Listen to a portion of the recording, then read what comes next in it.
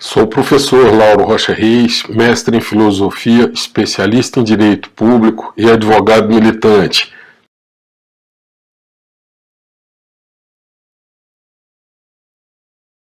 Nessa oportunidade eu trago como tema um assunto que está na vida de todo mundo, que todos intuitivamente têm o conceito na sua cabeça, mas se fizermos uma pergunta objetiva, para obter uma resposta objetiva do que vem a ser, as pessoas têm dificuldade em formar um conceito. Hoje o tema que eu trago à discussão é o que é o direito. Vamos definir o que é direito. Desde criancinha a gente escuta, o direito de um começa onde termina o direito de outro, porque você não pode infringir o direito dele, porque eu tenho os meus direitos, eu tenho direito a isso, fulano tem direito àquilo, e aí fica essa discussão, o meu direito, o seu direito, o direito dele, o que é direito? Como é que eu vou definir o que é direito? E aí vem uma mistura de conceitos e usam a palavra direito para tudo.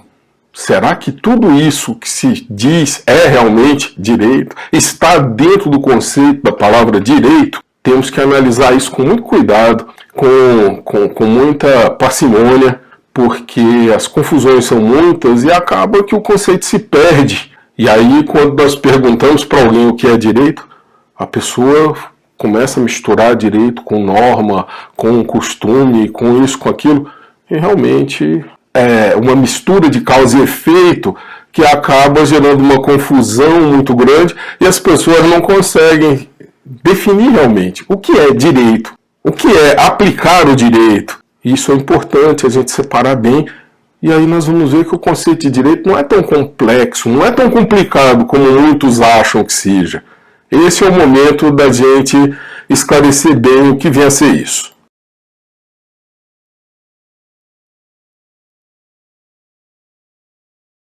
A fim de construir um conceito bem objetivo, eu recorri aos meus parcos conhecimentos de matemática. Um pouquinho de geometria vem ajudar bastante, vem contribuir muito para a gente poder entender o que vem a ser direito. Por incrível que pareça, o que é uma reta? Pelos princípios da matemática, a reta é um conjunto de infinitos pontos alinhados. Então nós vamos imaginar uma reta, onde ela começa, onde ela termina. A reta é infinita, ela não tem começo e nem fim. E esses pontos estão todos alinhados, geometricamente. A essa reta eu dou o nome de liberdade.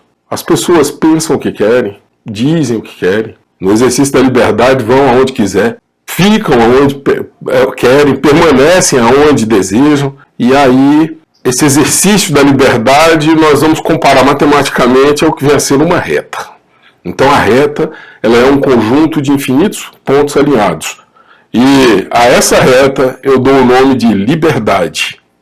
Em outra comparação, vamos imaginar uma ilha, um navio naufraga, uma pessoa se salva e esse náufrago vai parar nessa ilha. O náufrago vive lá sozinho. Ele está limitado apenas por questões naturais, por questões geográficas. Mas como indivíduo, como pessoa, ele está no pleno exercício da liberdade. Ele vai onde ele quiser dentro dessa ilha. Ele faz o que ele quiser. Se ele quiser gritar, ele grita. Se quiser dormir, ele dorme.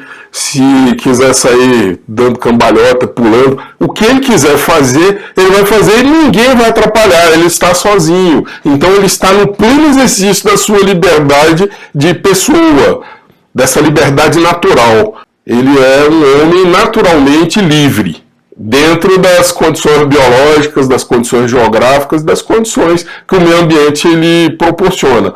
Porém, como ser humano, como pessoa, ele está no pleno gozo da sua liberdade.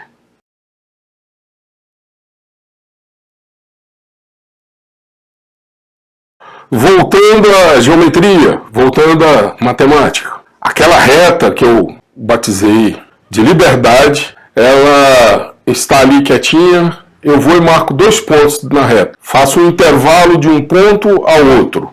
Esse intervalo tem o nome de segmento de reta. Começa num determinado ponto, termina em outro ponto dentro dessa reta. Esse segmento eu vou batizar também.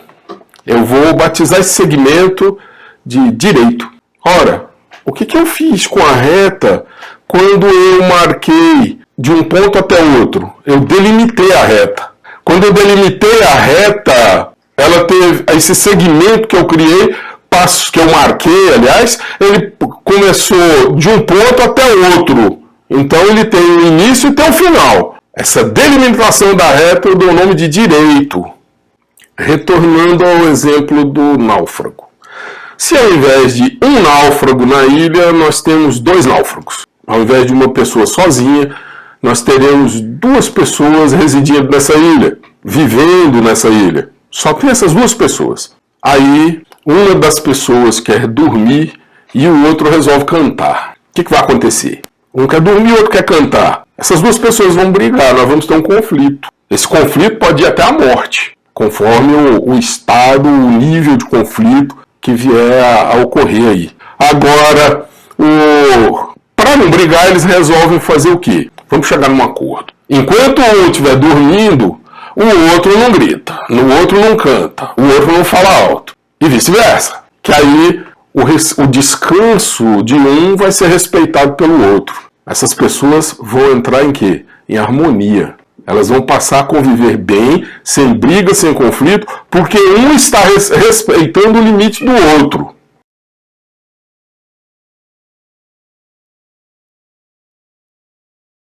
Nesse contexto, então, nós podemos chegar à conclusão de que direito é limitar a liberdade para haver harmonia. Se um limita a sua liberdade de falar, de cantar, ele deixa o outro dormir. Essa limitação da liberdade é a aplicação plena do direito. Então não há que construir conceito complexo, complicado do que vier a ser direito. É muito simples. Direito é limitar a liberdade para haver harmonia.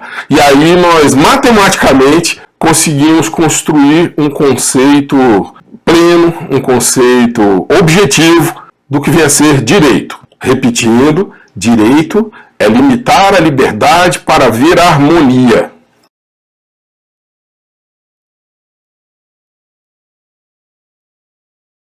Vamos voltar então àquelas expressões lá da nossa infância, que desde a nossa infância nós ouvimos todos os dias. O meu direito, o seu direito, o direito dele. Isso não é direito. Isso não tem nada a ver com direito. O nome disso é pretensão. 2 pessoas estão frente a frente.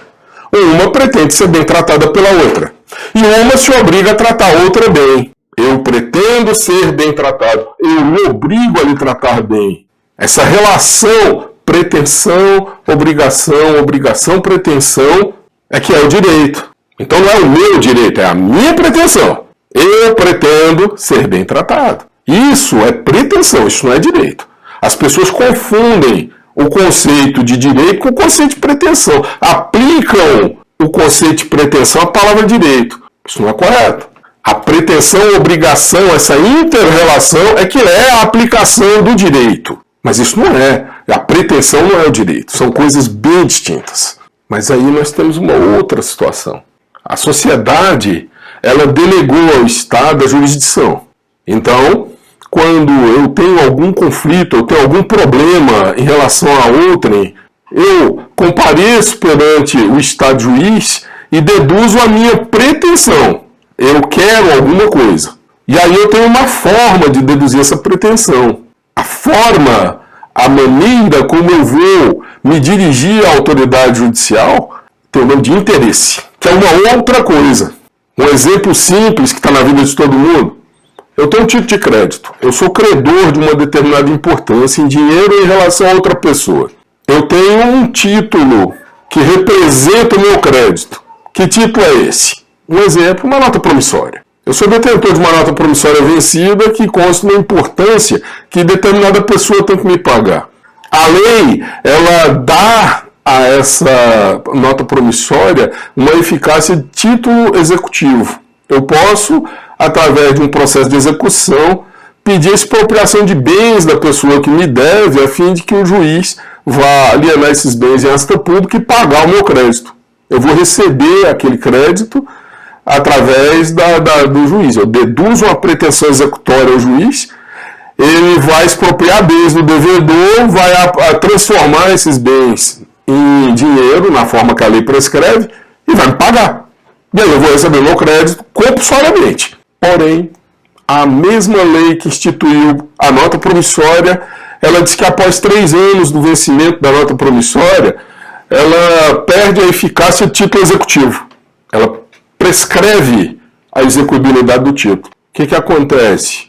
Eu não tenho interesse mais na execução. Então, eu vou buscar outro meio para acionar o Estado juiz para receber o meu crédito. A lei vai e prescreve que quem tem um título representativo de um crédito que não é um título executivo extrajudicial, essa pessoa tem o interesse da ação munitória. Ela pode propor ação munitória para constituir a execuibilidade, vai obter um título executivo judicial e vai expropriar os bens do devedor e vai receber. Ou seja, eu perdi o interesse na minha pretensão executória pela prescrição, porém eu não perdi a pretensão de receber o meu crédito. Eu ainda tenho a pretensão de receber aquilo que me é devido. Então, eu tenho a pretensão que, através do interesse, eu vou exercer essa pretensão perante o Estado, e esse Estado vai aplicar o direito no sentido de atender ou não a minha pretensão. Então, o Estado juiz vai aplicar o direito a fim de atender ou não a pretensão de determinado jurisdicionado, que vai acionar esse Estado segundo o seu interesse jurídico. Então são coisas bem distintas. Eu tenho direito à ação munitória. Não, eu tenho interesse a uma ação munitória. Porque eu tenho direito de receber. Não, eu tenho a pretensão de receber. Quem vai aplicar o direito é o magistrado, é o Estado juiz, que vai determinar aquilo que deverá ser feito segundo as fontes do direito, que nós vamos falar sobre ela daqui a pouco.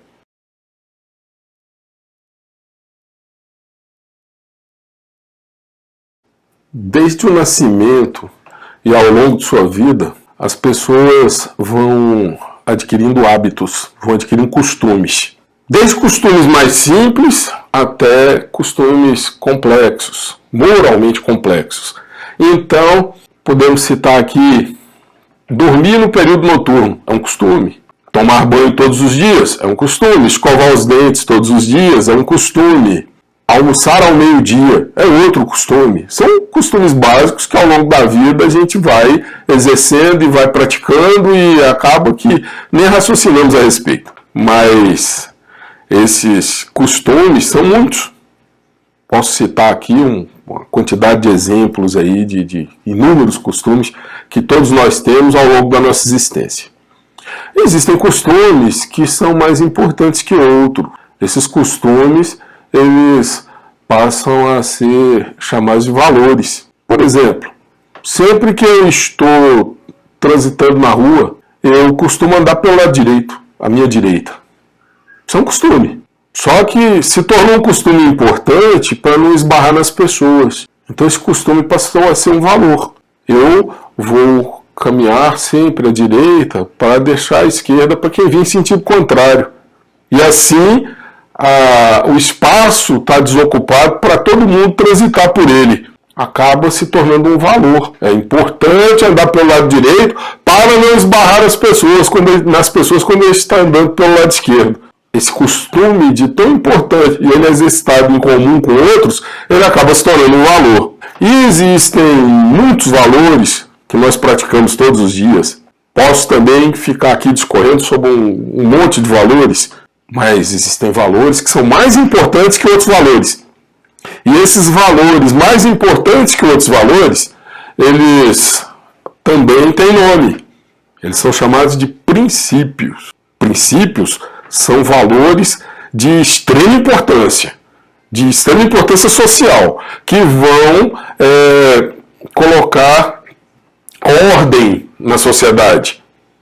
Exemplo, um dos princípios mais importantes que nós temos, o direito à vida. Esse é um princípio básico da condição de ser humano. E decorrente desse princípio, vem outros princípios, como, por exemplo, o direito à saúde. O indivíduo poder cuidar da saúde e ter acesso aos órgãos que proporcionam o cuidado da saúde. Isso decorre de princípio. Outro princípio moralmente importantíssimo, isonomia. As pessoas, na condição de cidadão, nas condições de unidade de um todo, essas pessoas, elas têm que ser tratadas igualmente. Um dos exemplos de isonomia que eu gosto de retratar é olhando aqueles alunos de ensino fundamental, ensino médio, todo mundo usando uniforme. Por que essas crianças usam uniforme? É a visualização do princípio da igualdade, do princípio da isonomia. Na condição de estudantes dentro de uma sala de aula, todos são iguais. E a visualização se dá através do uniforme. E aí as escolas dão aquela importância ao uso do uniforme. Por quê? Para poder identificar aqueles alunos como alunos e para que eles sejam tratados com igualdade. Essa é a necessidade moral maior. Então, costumes, valores e princípios decorrem da própria existência humana. Isso também os juristas costumam chamar de direito natural, que decorre da própria condição do homem como ser humano. Quando costumes, valores e princípios, eles se entranham de tal forma na necessidade comum de vida, na convivência entre as pessoas. Daí esses princípios são convertidos em normas, passam a existir como regras. Tanto assim é que na nossa lei maior, na nossa norma mais importante, vigente no nosso sistema, que é a Constituição Federal, a parte mais importante dela, os direitos e garantias fundamentais. É ali que começa, todos são iguais perante a lei, independente de raça, credo, cor, etnia. O que quer dizer isso? Isonomia. No artigo 5º da Constituição Federal, onde estão elencados os direitos e garantias fundamentais, é um leque de obrigações do Estado brasileiro perante os seus concidadãos. Perante os seus concidadãos. Esses concidadãos deverão ser tratados igualmente pelo Estado, que se obriga a proporcionar tudo aquilo para eles. E lá nós temos garantias básicas como direito à propriedade, à moradia, à saúde, à educação, ao saneamento básico, à conservação do meio ambiente. São inúmeros princípios que estão elencados na Constituição que são obrigação do Estado perante seus cidadãos. E assim, costumes, valores e princípios são convertidos em norma. E no nosso sistema, a norma ela é positivada, ou seja, há um processo legislativo formal onde o Congresso Nacional ele edita as leis que são o quê? Normas positivadas, formalmente positivadas. Daí eu posso dizer então que a primeira fonte do direito é a norma, por conta do nosso sistema jurídico formalmente organizado, onde as normas são positivadas na lei. De modo que, para aplicar o direito, nós vamos, de início, nos socorrer à norma, positivada na lei. Só que a norma é a primeira fonte do direito. Isso não exclui as outras fontes. Porque o direito pode ser aplicado em um simples costume. O direito pode ser aplicado com base em um valor. Por quê? Porque, além da norma, princípios, valores e costumes também são fontes do direito. Outra fonte do direito que eu posso citar é a jurisprudência. A jurisprudência é o quê? Eu vou estudar como que o Poder Judiciário tem resolvido as pendências, como que o Poder Judiciário tem aplicado o direito em casos análogos para então aplicar também ao fato que está em discussão presente. Então a jurisprudência é uma importante fonte para a aplicação do direito. Outra fonte não menos importante, nós chamamos a doutrina. O que vem a ser a doutrina? Os estudiosos das ciências jurídicas, os filósofos das ciências jurídicas, eles vão estudando, analisando os fatos sociais na história, analisando o comportamento social, os valores, costumes, princípios, E aí então eles constroem institutos jurídicos que vão subsidiar os aplicadores do direito a aplicar o direito segundo esses ensinamentos, segundo a construção desses institutos jurídicos que estão na nossa literatura. Daí eu tenho a doutrina também como importante fonte do direito. E outra importantíssima fonte do direito que eu posso citar, sem prejuízo de outras, é a equidade. O que vem a ser equidade? Vem a ser aquele equilíbrio que o aplicador do direito deve ter, segundo costumes, valores, segundo princípios, normas, segundo a jurisprudência, a doutrina. Se eu não tenho uma norma própria para aplicar num determinado caso, se eu não tenho um ensinamento jurídico adequado, com construção anterior de instituto jurídico, então, se eu for aplicar o direito, eu vou usar do meu equilíbrio moral, social, emocional na aplicação do direito. Não podemos, então, desconsiderar a equidade como fonte do direito.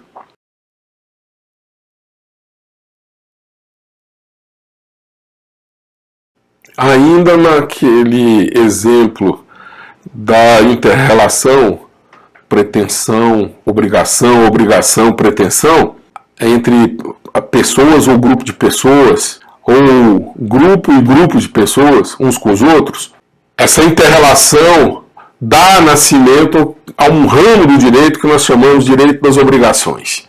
A pessoa se obriga por si perante outrem, que por sua vez também se obrigará perante o primeiro ou perante outro.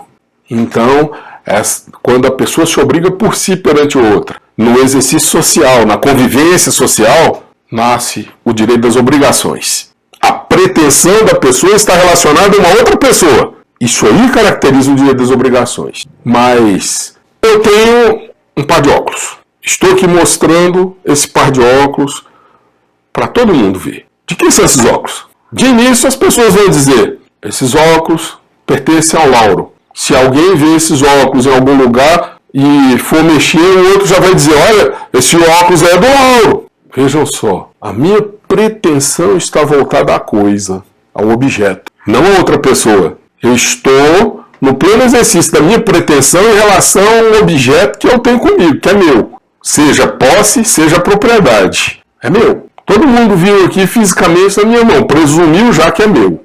Ou, se está em algum lugar, o outro diz, é do Lauro. Olha a propriedade aí. Então, a minha pretensão estando voltada à coisa, todo mundo respeita a coisa como minha. Naquele determinado endereço mora o Lauro. Ali é minha residência. Todo mundo respeita aquele espaço como minha residência. A minha pretensão está dirigida ao local onde eu resido, onde eu moro. E todo mundo respeita aquilo como meu. Ora, se a minha pretensão não está dirigida a uma pessoa, mas está dirigida a uma coisa, nasceu o direito das coisas. O direito das coisas, ele é um apêndice do direito das obrigações. Nós estamos falando aqui da inter-relação pessoa a pessoa, grupos de pessoas com grupos de pessoas. Nós estamos falando, então, de um ramo do direito importante, é o direito privado. Pessoa a pessoa, grupo de pessoa, isso aí tudo está dentro do âmbito do direito privado. Mas vamos pensar em todas essas pessoas. Todas essas pessoas têm sede. Então, todas essas pessoas, indistintamente, onde quer que elas estejam, elas têm a pretensão de tomar água. Tomar água potável, água limpa. Ao transitar pelas vias públicas, em qualquer cidade do país, em qualquer estado, em qualquer rodovia, as pessoas querem transitar com liberdade e querem transitar com segurança. Também querem transitar com asseio, a pretensão do asseio, a pretensão da liberdade, a pretensão da segurança. Ela é uma pretensão comum a todos. Os filósofos dizem que são inerentes à vontade geral, à vontade de todos, do conjunto de pessoas. Nós não estamos falando de Estado, nós estamos falando de pessoas, a vontade geral, aquele interesse público primário. Olha, público, nasceu o direito público O direito público é um apêndice do direito privado. Por quê? Porque nessas inter-relações de pessoas com pessoas surgem as pretensões comuns. E essas pretensões comuns são inerentes ao direito público. E na organização do Estado passa a ser a primeira obrigação do Estado atender o interesse público, ou o interesse público primário. Ou seja, atender o conjunto, atender a vontade geral, a vontade de todos. Daí, então, ruas limpas e bem cuidadas, bem conservadas, os espaços públicos todos higienizados, a água potável, a segurança, a educação, saúde, transporte público de boa qualidade, passa a ser interesse público de todos e obrigação do Estado. Então, nasceu o direito público. Em uma das divisões do direito, nós podemos chamar direito público, direito privado. Ou privado e público, né? Porque o privado vem primeiro. Nasceu primeiro, é mais antigo. E também podemos falar do direito das obrigações e do direito das coisas, que são outras divisões do direito. Todos decorrentes do quê? Da inter-relação humana. Com essas considerações, presumo que consegui deixar bem claro o que vem a ser o direito, quais são as suas fontes e, pelo menos basicamente, as suas divisões. Lembrando, direito é limitar a liberdade para haver harmonia. Isso é a definição do direito e creio eu que bem completa. Apenas como meio de provocar reflexões mais profundas, reflexões mais completas, reflexões mais organizadas. Então jamais confundam novamente direito com pretensão ou interesse. Não se fala mais meu direito, seu direito. Vamos dizer minha pretensão, sua pretensão, nossa pretensão, pretensão de todos. E o direito é o quê? É a aplicação das fontes a fim de obter harmonia, seja voluntária, seja compulsória, porque às vezes a harmonia social tem que vir após a aplicação de uma sanção, e às vezes uma sanção severa, seja um indivíduo, seja um grupo, seja até a sociedade inteira. Agradeço de coração pela atenção e deixo aqui o meu muito obrigado e até a próxima discussão.